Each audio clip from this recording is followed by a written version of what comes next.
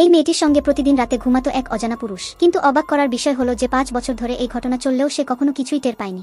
প্রতিদিন রাতের মতোই যখন সে গভীর ঘুমে ডুবে যেত, ঠিক তখনই বিছানার নিচ থেকে সেই অপরিচিত লোকটি ধীরে ধীরে বেরিয়ে আসত। সে একটি বিশেষ ওষুধ ব্যবহার করত, যার প্রভাবে মেয়েটি পুরোপুরি অচেতন হয়ে পড়ত, এমনকি জেগে উঠতেও পারত না। তারপর লোকটি তখন নিশ্চিন্তে বাথরুমে যেত, শাওয়ার নিত, মেয়েটিরই টুথব্রাশ দিয়ে দাঁত মেজে নিত, আর তার ঘড়িতে ঠিক ভোর 4টের অ্যালার্ম সেট করত। তারপর আবার বিছানায় ফিরে এসে মেয়েটিকে জড়িয়ে ঘুমিয়ে পড়ত। ভোরবেলা অ্যালার্ম বাজার সঙ্গে সঙ্গে সে উঠে যেত। তারপর সবকিছু আগের মতো গুছিয়ে রেখে এমন নিখুঁতভাবে পালিয়ে যেত যেন সে কখনো সেখানে ছিলই না। মেয়েটি কখনোই সন্দেহ করেনি।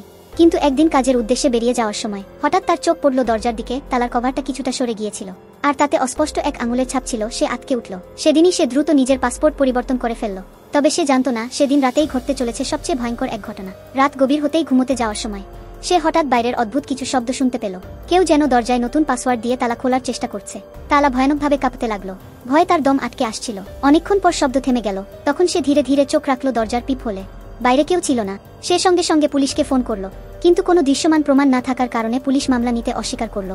এখন তার সামনে আর কোনো পথ নেই, শুধু একটাই, সবকিছু ভুলে যাওয়ার চেষ্টা করা। কিন্তু আসল কাহিনী তো এখনই শুরু। নেক্সট পার্টের জন্য লাইক আর কমেন্ট করো।